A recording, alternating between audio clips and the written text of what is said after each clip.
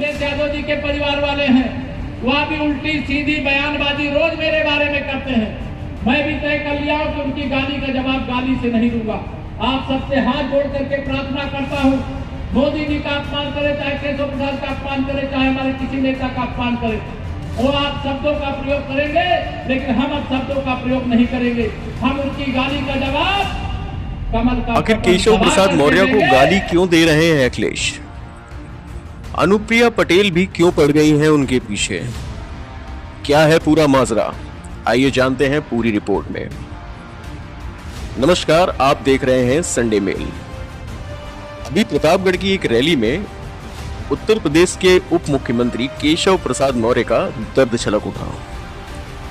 मौर्य ने कहा कि अखिलेश यादव का परिवार उनको गालियां देता है, अपमानजनक टिप्पणियां करता है। कांग्रेस का परिवार मेरे प्रधानमंत्री नरेंद्र मोदी जी को गालियां देता है। केशव बोले कि आप सब यानी भाजपा के कार्यकर्ता इन गालियों का जवाब गाली से मत दीजिएगा, कमल के फूल वाला बटन दबा करके गाली का जवाब दिया जाएगा। केशव प्रसाद का यह दर्द अचानक नहीं फूटा, उनके दिल में दर्द भरा हुआ है, पीड़ा है, कसक है। उत्तर प्रदेश भाजपा में खासकर पिछड़ी जातियों के बीच तेजी से लोकप्रिय हुए केशव प्रसाद मौर्य उन नेताओं के निशाने पर हैं जो चांदी का चम्मच लेकर पैदा हुए हैं। सबने देखा है कि अखबार बेचने और चाय की दुकान में काम करने वाले केशव कितनी तेजी से विहिप और मंदिर के आंदोलन में काम करते थे। भाजपा ने उन पर भरोसा करके प्रदेश संगठन की कमान सौंपी है। भाजपा जीती और केशव को सम्मान पुरस्कार से नवाजा गया। बस यहीं से केशव पिछड़ी जाति के नेताओं को ज्यादा अखरने लगे हैं। शिराथू में उनकी साथ सियासी आघात हुआ। एक सांसद और एक सहयोगी दल सिराथू में क्या कर रहे थे, जनता और भाजपा का शीर्ष नेतृत्व जानता है। लेकिन तभी हार के बाद भी केशव उसी पद और कद के साथ सत्ता में लौटे हैं। विधानसभा में अखिलेश यादव का केशव के प्रति रवैया प्रदेश देख चुका है।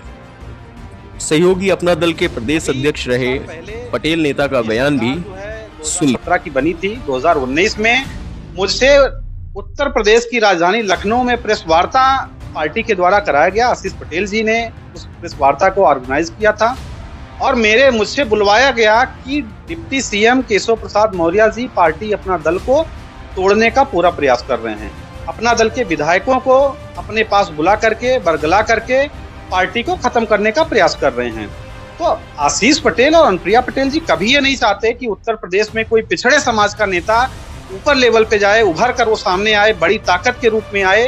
वो उनको पसंद नहीं है। उन्हें पसंद है तो सिर्फ स्वयं के लिए कि मैं सबसे आगे आऊं।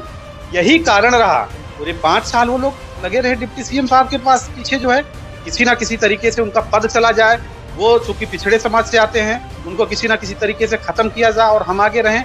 यही कारण रहा कि 2022 के चुनाव में जब वो सिराथू से चुनाव मैदान में आए तो कहीं ना कहीं ये दोनों लोग मियां बीबी अंदर खाने से इनका विरोध करते रहे और खामियाजा ये निकला कि उनको हार मिली। तो केशव प्रसाद मौर्य जी के अगर हार का कोई सबसे बड़ा जिम्मेदार है तो अनुप्रिया पटेल जी और आशीष पटेल जी हैं। मैं पहले भी कह चुका हूं कि परिवार इनका दोनों का एक है, माँ बेटी सब एक हैं। क्योंकि वहां से इनकी बहन चुनाव लड़ रही थी, पल्लवी पटेल जी, तो अंदर खाने इनकी पूरी टीम लगी हुई थी वहां पर कि किसी भी तरीके से केशव जी को हरा करके एक पिछड़े समाज का जो मौर्य समाज से जो नेता उभर कर सामने बड़ी तेजी से आ रहे थे, उनको किसी न किसी तरीके से खत्म किया जाए और उत्तर प्रदेश की राजधानी, उत्तर प्रदेश की राजनीति में पिछड़े समाज से सिर्फ एक चेहरा रहे, वो अनुप्रिया पटेल रहे। तो ये साजिश के तौर पर पिछले 5 साल से साजिश कर रहे हैं और कंधा सबसे ज्यादा अगर इस्तेमाल कोई किया तो ये स्वयं किए, चाहे वो केशव प्रसाद मौर्य जी के खिलाफ या सरकार के खिलाफ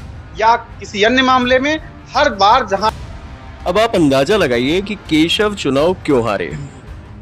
कुर्मी वोट किसके कहने पर किधर गया था। सिराथू में सहयोगी दल की नेता अनुप्रिया पटेल की सगी बहन पल्लवी पटेल सपा से चुनाव लड़ रही थी। केंद्रीय मंत्री अनुप्रिया पटेल रैली में आई थी और क्या बोली थी? राजनीतिक बात से ज्यादा अपने परिवार का झगड़ा सामने रखा था। संपत्ति के बंटवारे, स्कूल, कॉलेज, अपना दिल का बंटवारा, घर का झगड़ा, पूरा मेहर पंचौरा करके लौटी थी अनुप्रिया। केशव प्रसाद चुनाव हार गए थे। अनुप्रिया, जिस सगी बहन ने केशव को हराया था, वो अब अखिलेश यादव के भी साथ नहीं है।